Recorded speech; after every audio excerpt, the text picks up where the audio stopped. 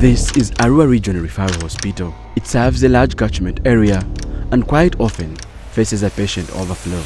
The effects are negatively affecting the populace. They are very harsh on patients. They can even mean to slap someone who is in pain. There are claims of extortion, harsh treatment, and negligence of health workers. And they normally tell us that government things are for free. But when you go there, you don't get them for free. If you don't pay, they don't work on your person. It is incumbent upon you to move with some money. Accounting officers are on the spot. But I want to warn you to stop. Now I have come and sounded a warning. Next time it's going to be different. Have you heard? A year cannot go without Karamoja being associated with corruption. There is a public outcry of desperate patients in West Nile and elsewhere in Uganda over extortion and illegal fees charged in public health facilities. You want me to inquire in your face?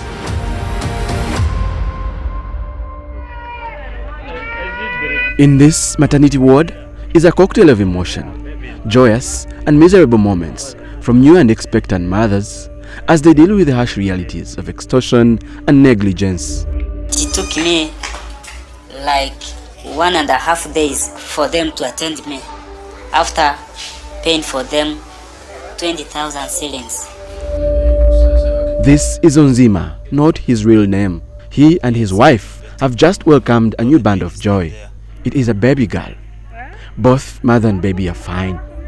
But the testimony of the delivery room is a close call to her deathbed. You have to bribe for the life. It's not only with me, it's with most of them. If you don't have money, you will have to suffer and wait for your own time there. Yeah, that's what I witnessed.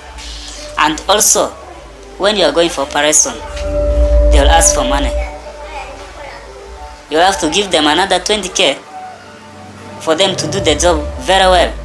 If they will ask for that soap, if there is no money, they will finish the operation. After finishing the operation, they will fix goes inside again, and automatically it will start worsening.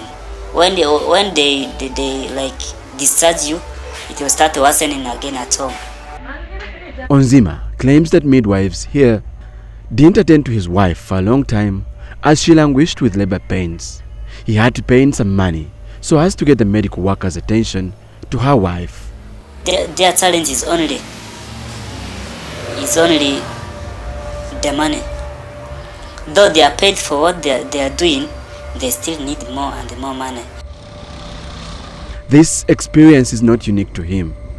A few months ago, this mother that we will call Charity had a similar experience of negligence and extortion from this same hospital. She lives within the outskirts of Alua city. We listen to her story. I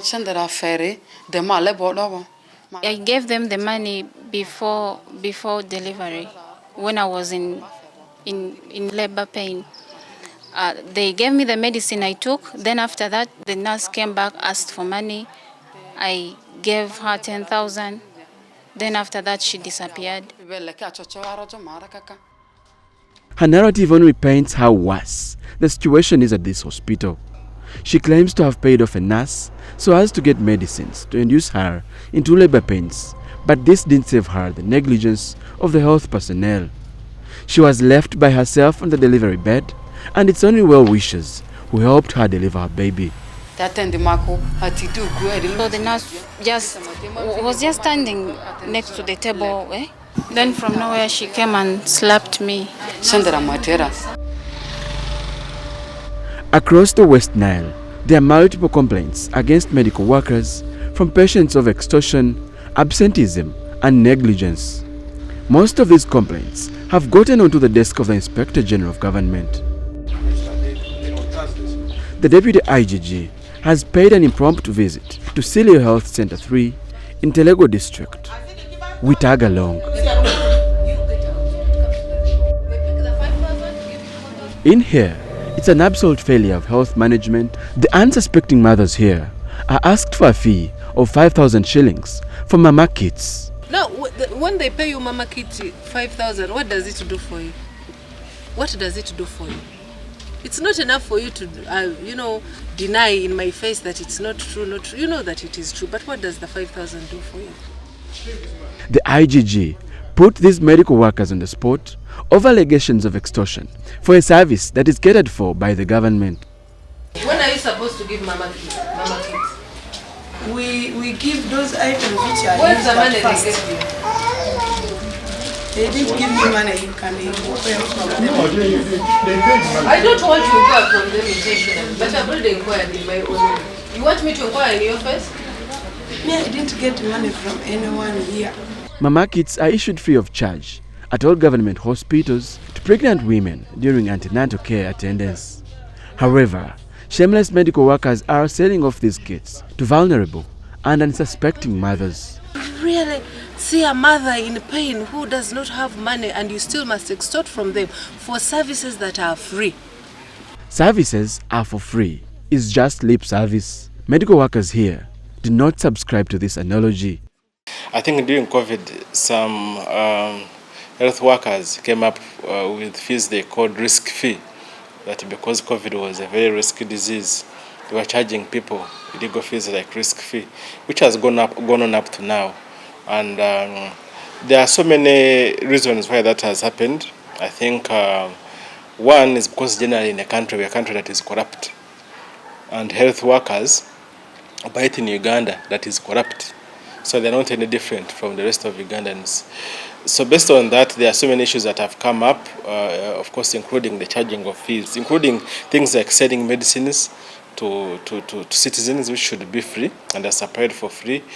There are some that put fees on things like accessing the scan, accessing the theater, getting medicine, or even seeing the doctor, or even seeing a consultant. They are levying fees. We return to Arua Regional Referral Hospital, and the reason is to do the simplest of a test to this analogy. We team up with an undercover patient who is tired of extortion at government hospitals. We walk the journey of extortion firsthand with him. We have changed his name. Let's call him Tuku. A few months ago, he was involved in a motorcycle accident and he had to pay money to get an ultra scan at a Jumani hospital. And I personally paid 35,000 to do the US scanning. So I relaxed for some time, thinking that it was already over with me. I did not do another medical checkup again until I came this side to Arua. Now when I reached Arua, I stayed for 6 months and I was so normal, nothing happened with my body. But 2 weeks ago I felt some pain. He is now at Arua Referral Hospital to seek medical attention over the persistent pain. Right at the entrance of the hospital is the first red flag. Here, a vendor is seated strategically at the gate selling exercise books. The book is the first requirement by the hospital for patient registration. Everyone has to pay 1,000 shillings, and so Tuku goes through the same orientation. He walks into the queue to get his data registered. The patients are many, so the waiting will be long. Eventually, Tuku is attended to, but as he waits to be registered and meet a doctor, he notices something. Then that's the time when he told me if I really want to get treatment faster, I needed to bribe my way through. He just said, "This is Uganda." Tuku paid, and indeed he received exclusive service. He was exempted from the long wait and walked straight to the doctor's waiting area. I paid him money, which money I don't really understand what I paid for. But after some time he tried to help me. He said, in fact my book was brought up in a mention after like around 10 books. Then they sent me to see the doctor. Extortion is happening here in the manner you can least ever imagine. The time frame of treatment, they virtually attend to only mostly emergency cases. When it is an emergency, they can help you, but when they help you, you also need to have something in the pocket if it's not there generally, we are not being serviced very properly, because people ask money from the cleaners, from the what, to the top management, and virtually if you don't have money in Uganda, you are a dead person. So now when you look at it, basically I've told you is that the entire system has a problem. Whether it is at a health center 2 or 3 or 4 down at the district level, it is a problem. From the gate man all the way the entire chain. Even when you come at the central, at the national level, these referral hospitals have received so many complaints, like for instance from Chirudu Health, of extortion.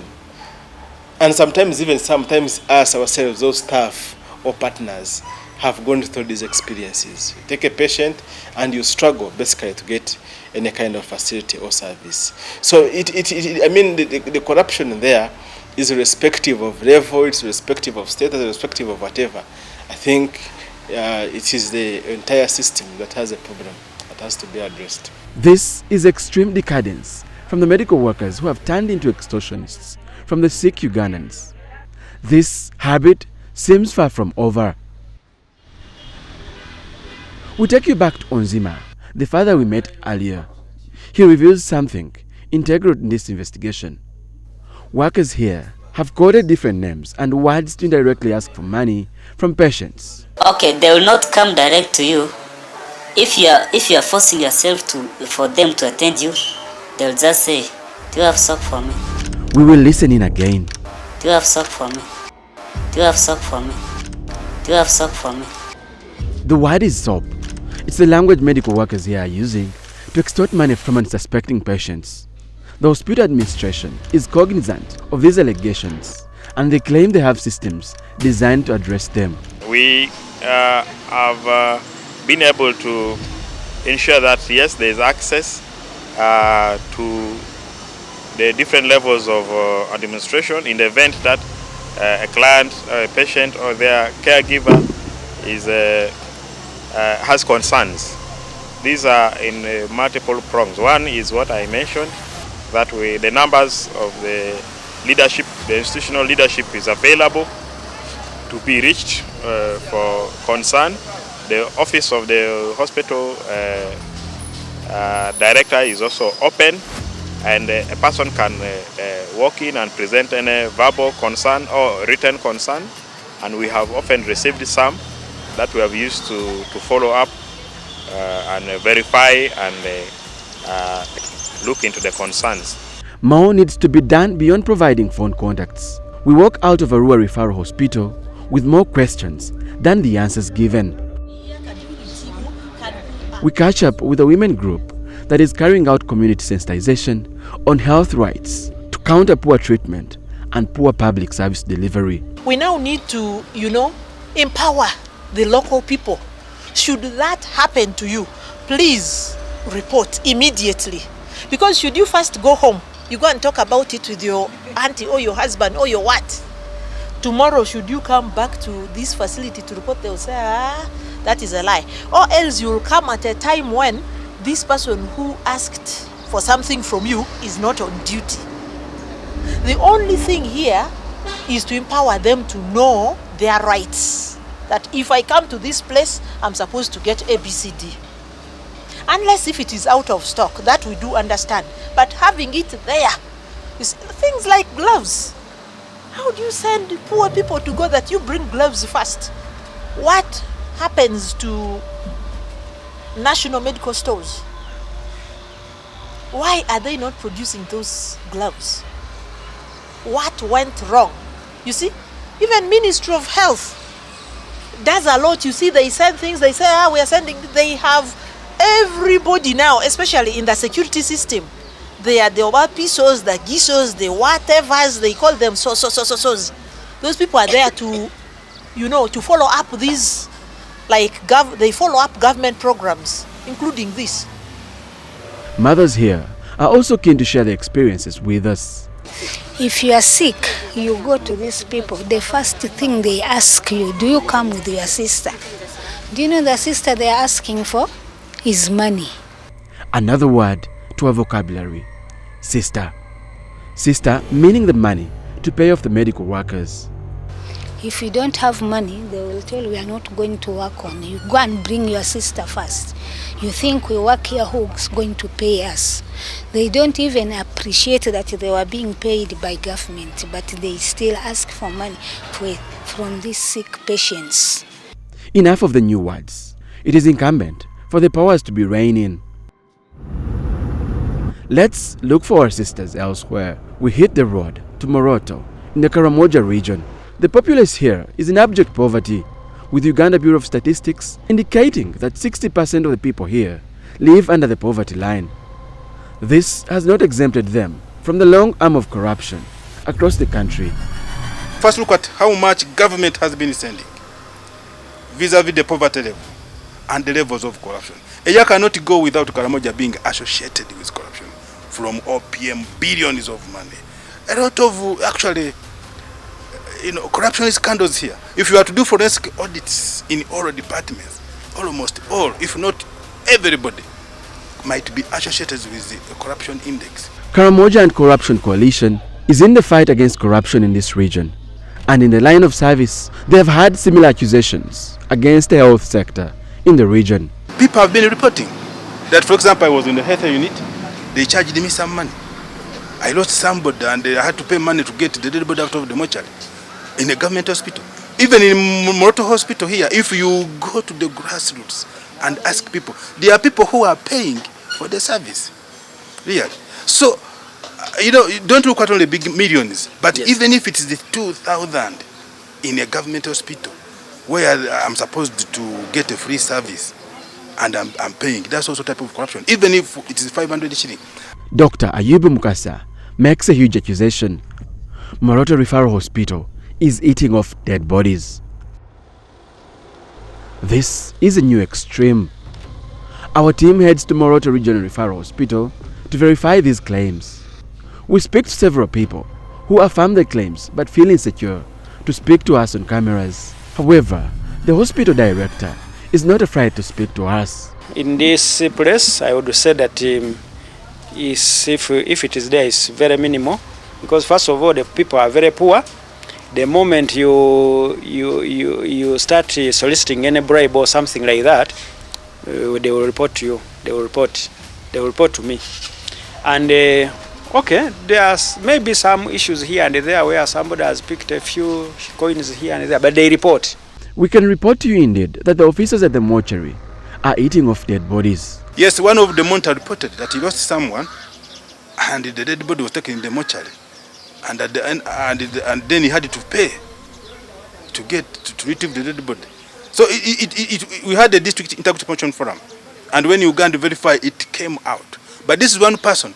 If we go to other hospitals, other Kabong, Abim, where you will find the same issues. Because if one person is coming, and this monitor was a victim, he himself had to pay this.